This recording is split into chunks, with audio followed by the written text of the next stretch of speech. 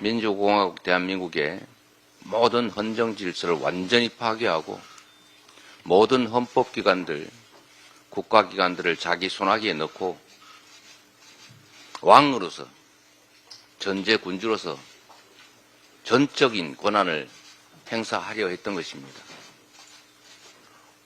실질적인 왕정을 꿈꾸었던 친위 쿠데타입니다. 현재 대통령 권한을 넘어서서 입법권과 사법권까지 완전히 장악한 절대 군주가 되려고 했던 것이 바로 이번 비상계엄 선포 친위 쿠데타 사건의 본질입니다. 다행히도 이 어처구니 없는 시도에 불응한 장병들도 많습니다.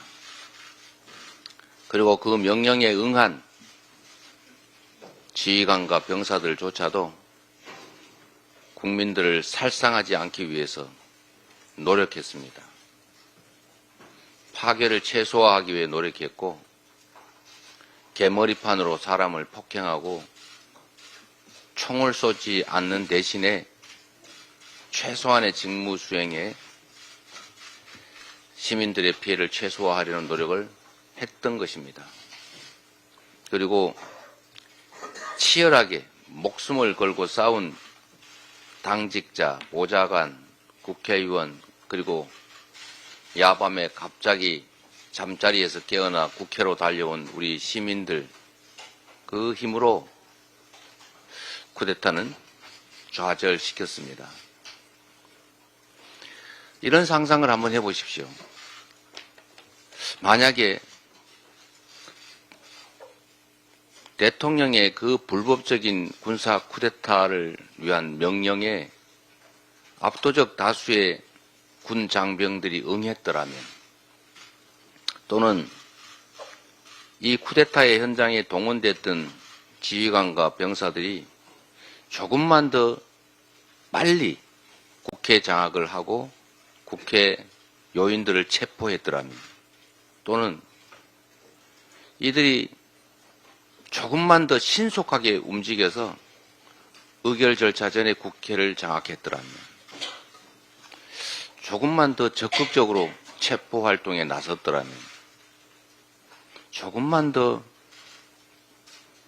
그 명령을 적극적으로 수행했더라면 어떻게 됐을까? 또 우리 국회의원들, 여기 계신 민주당 의원들을 포함해서 지도부와 우리 의원들이 군사 쿠데타 소식을 듣고 자신의 안위를 먼저 걱정해서 몸을 숨기는데 급급했더라면, 국회가 봉쇄됐을 때 경찰이 막는다는 이유로 국회 진입을 포기했더라면, 담장을 넘지 않았더라면, 이런 우연적 요소들을 단 한 가지라도 뺐더라면 이 윤석열 왕조가 개창되는 이 역사적인 반동을 막을 수 없었을 것입니다. 끔찍하지 않습니까? 그리고 실제로 이 친위 쿠데타, 왕조 개창을 위한 이 어처구니 없는 만화에나 나올 법한 시도가 성공했을 때를 한번 상상해 보십시오. 윤석열과 김건희와 그의 일족, 그의 가신들, 그를 옹이하는 무리들이 대한민국의 모든 입법, 사법, 행정 권력을 장악하고 마음대로 재판하고 마음대로 잡아놓고 마음대로 결정하고 마음대로 이 나라 운명을 재단했을 때 이 나라 경제는 어떻게 되었겠습니까? 합리성을 생명으로 하는 경제, 예측 가능성을 존재하는 경제가 이런 불합리하고 불공정하고 예측 불가능하고 이 불안정한 이 대한민국 경제 체제가 살아날 수 있겠습니까? 국제 투자자들이 이런 말 같지도 않는 만화 같은 대한민국에 과연 투자하겠습니까? 이런 만화 같은 세상 대한민국에 사는 우리 국민들이 성실하게 열정을 가지고 일하겠습니까? 의욕을 가지고 창의적으로 세상을 살아갈 수 있겠습니까? 그럴 경우에 대한민국의 경제, 민생, 위상, 품격, 미래는 어떻게 되겠습니까? 성공했을 때 벌어졌을 이 어처구니 없는 일들이 다시 발생할 수도 있습니다, 여러분. 우리는 이 순간을 실제로 살아가고 있기 때문에 그 느낌이 완전하지 않을 수 있습니다. 거대한 역사의 흐름의 한 부분, 한 장면이기 때문에 그 장면이 갖는 그 역사적 엄중함을 제대로 체감할 수 없을 수도 있습니다. 그러나 여러분, 이 현장을 떠나서 먼 바깥의 시각 또는 지금 이 순간을 벗어나서 다른 시기에, 다른 시간의 눈으로 한번, 즉 역사와 세계의 눈으로 이 순간을 지켜보십시오. 어쩌면 우리가 현상을 파악하고 이 현상에 대응하는 것 자체가 어처구니 없는 그런 상황일 수도 있습니다. 우리가 이 상황을 우리가 생각하는 것 이상으로 더 엄중하게, 더 심각하게 받아들여야 할 수도 있습니다. 결론적으로 말씀을 드리면 대한민국은 지금 황폐화된 후진적인 제3세계로 몰락할 것인지 아니면 세계 속에서 자부심을 가지고 인정받으면서 합리적으로 경쟁하는 국제사회의 일원이 될 것인지 그 갈림길입니다. 이 자리에 계신 언론인 여러분, 그리고 이 장면을 지켜보고 계실 국민 여러분, 지금의 이 순간은 우리의 다음 세대, 대한민국의 미래를 결정하는 분수령과 같은 순간이고 지점입니다.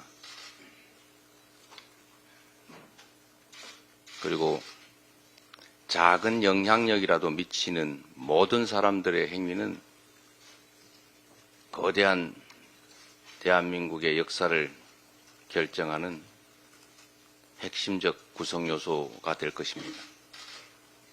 내가 아무리 많은 권력과 지위, 영향력을 가졌던 미미한 하잘것없는 그런 위치에 있던 그 모든 것들이, 그 티끌들이 합쳐져서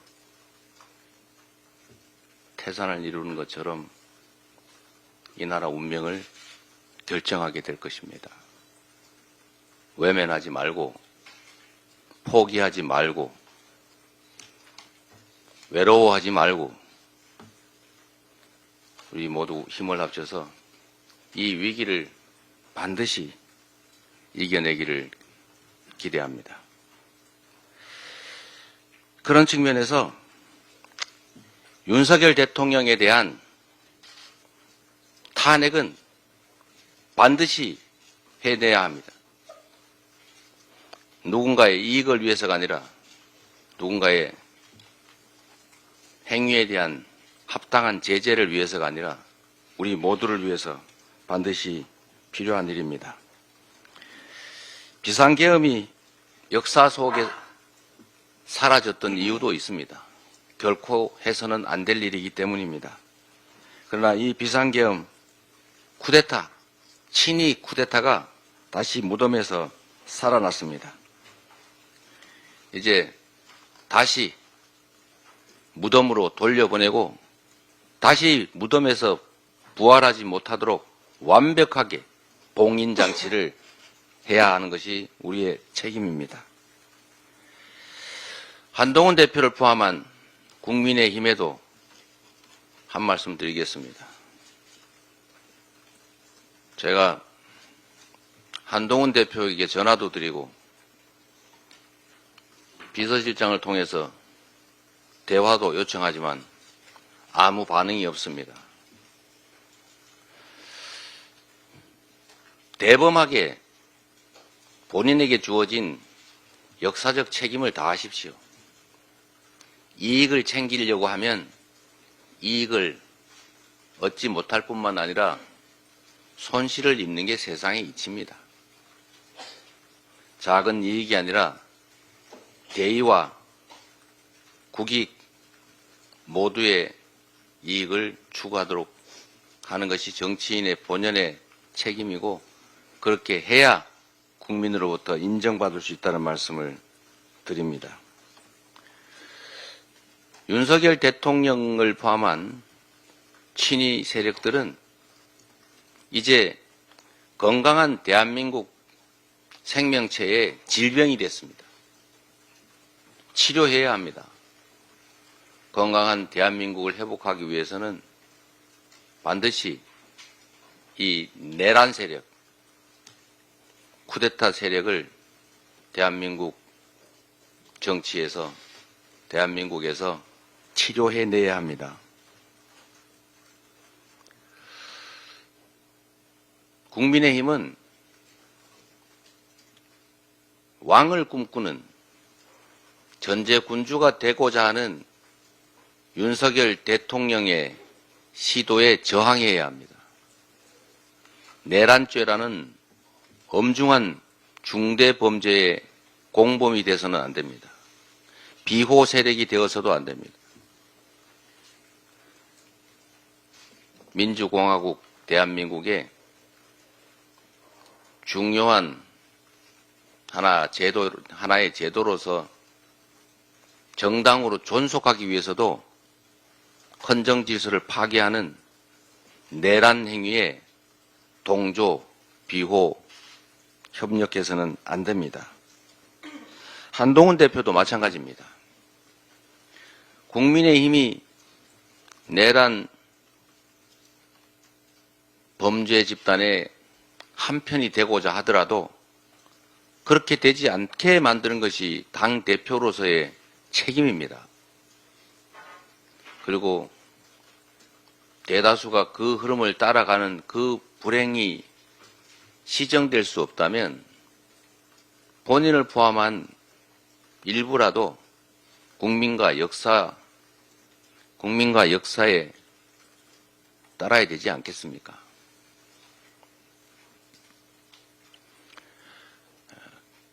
내란 동조 세력이 되지 마십시오.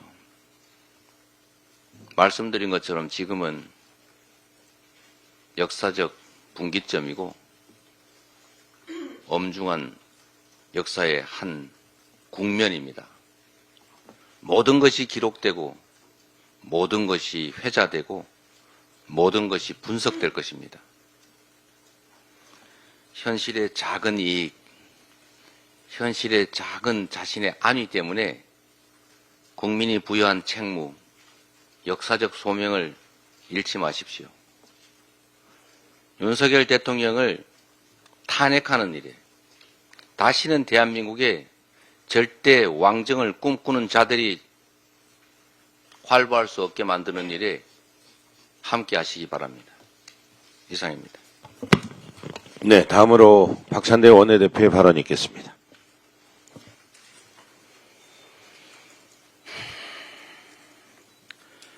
국회 본회의에서 윤석열 탄핵 소추안이 보고되었습니다. 민주당을 비롯한 모든 야당이 정치적 입장 차이에도 불구하고 탄핵 소추안을 공동 발의한 이유는 단 하나입니다. 나라와 국민이 처한 위기를 극복하려면 윤석열이 더 이상 대통령 직무를 행해서는 안 된다는 국민적 공감이 있기 때문입니다. 갑작스런 비상계엄, 내란 사태를 겪으면서 윤석열 대통령 직무를 정상적으로 수행할 수 없다는 사실을 온 국민이 참담한 심정으로 확인했습니다. 명태균의 말대로 윤석열은 총을 손에 쥔 5살 아이처럼 자신이 무엇을 하고 있는지도 모른 채 국민에게, 대한민국에게 위해를 가하고 위태롭게 만들었습니다. 윤석열은 심지어 비상계엄을 경고성이라고 했습니다. 다음에는 국민을 상대로 전쟁이라도 불사하겠다는 말 아닙니까? 이런 위험천만한 인식을 가진 윤석열이 대통령직에 있는 것 자체가 국가적 위기입니다. 당장 비상계엄 선포로 경제도 안보도 외교도 심각한 수렁으로 빠져들고 있습니다. 외국인 투자자들이 썰물처럼 빠져나가고 대한민국은 여행 위험 국가로 지정되는 수모를 겪게 되었습니다. 이 위기를 극복할 해법은 단 하나. 위기를 자초한 원인인 윤석열이 물러나는 것뿐입니다. 윤석열은 여전히 반성이 없고 스스로 물러날 생각이 없습니다. 그렇기에 국회가 가진 헌법상의 권한인 탄핵으로 윤석열의 직무를 정지시키는 것이 국가가 처한 위기를 타개하는 유일한 해법입니다. 그런데 국민의힘이 탄핵 반대를 당론으로 결정했습니다. 국민이 죽든 말든 나라가 망하든 말든 상관없다는 소시오패스적이고 망국적인 발상과 태도입니다. 구한말 자신의 안위를 위해 나라를 팔아먹었던 을사오적과 다를 것이 뭐가 있습니까? 한동훈 대표가 인정했듯이 이번 비상계엄은 명백한 위헌, 위법 행위입니다. 따라서 국민의힘의 탄핵 반대 당론은 위헌, 위법한 내란에 동조하겠다는 의미이거나 자신들도 내란의 공범이라는 실토 아니겠습니까? 내란의 우두머리를 지키기 위해 내란의 공범을 자처한다면 역사와 국민의 심판을 결코 피하지 못할 것입니다. 국민께서는 우두머리뿐만 아니라 공범까지 싸그리 심판할 것이고 한동훈 대표도 당연히 심판받게 될 것입니다. 지금은 국가 비상 상황입니다. 나라를 팔아먹는 을사오적이 될 것인지 나라를 구하는 독립군이 될 것인지 선택하십시오. 국민의 명령을 따르면 살 것이고 국민을 배신하면 심판받습니다. 대한민국의 주인은 윤석열이 아니라 국민입니다. 추경호 원내대표께도 한 말씀 드립니다.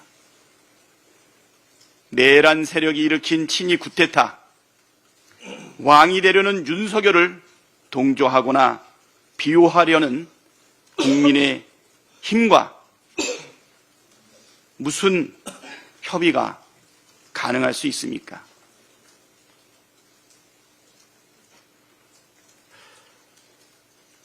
쓰레기 정당, 국민의 짐이 되지 마십시오. 역사에 죄를 짓지 마시기를 강력하게 호소합니다. 네, 다음으로 김민석 최고위원의 발언이 있겠습니다. 대한민국의 민주주의가 무서운 야만적 도전에 처했습니다. 선출된 독재자가 최악의 독재자가 될 수 있다는 것이 본질적 교훈입니다. 북한과 간첩이 아니라 야당과 국회, 비판적 국민을 반국가 세력으로 규정하고 척결 대상으로 삼을 수 있다는 역대 독재 최초의 계엄 명분. 김건희 감옥행을 온 국민을 밟고라도 막아야 한다는 광적인 집착. 하루하루 조여드는 김건희 특검과 명태균 조사의 압박감. 무엇보다 치매노인에 주어진 살인 무기 같은 계엄권이 그대로 있기 때문에 제2, 제3의 계엄은 반드시 시도될 것입니다. 다른 장관이 건의하고 다른 계기를 창출하고 이용해 반드시 성공시키려 할 것입니다. 본질이 과학이고 증거이고 미래입니다. 윤석열 씨는 비정상을 넘은 미친 독재자입니다. 내가 무슨 잘못이냐는 뻔뻔한 적법 주장과 합리화가 제2계엄 시도의 첫 번째 신호탄입니다. 국회 독재를 막으려 계엄했다는 광인의 독백은 결코 무시하면 안 될 계엄 내란 합리화입니다. 죽을 때까지 기소하고 인생을 파괴한다는 정신으로 자신의 삶을 살아온 윤석열은 반국가 세력이라고 규정한 상대를 이기고 박살내 저항을 포기할 때까지 계엄할 것입니다. 국방부 장관을 계엄을 건의해서 경질하는 것이 아니라 계엄에 실패했으니 사임시켜 해외 도피의 길까지 열어주려는 대통령에게 탄핵 외에 다른 길이 있는지 묻고 싶습니다.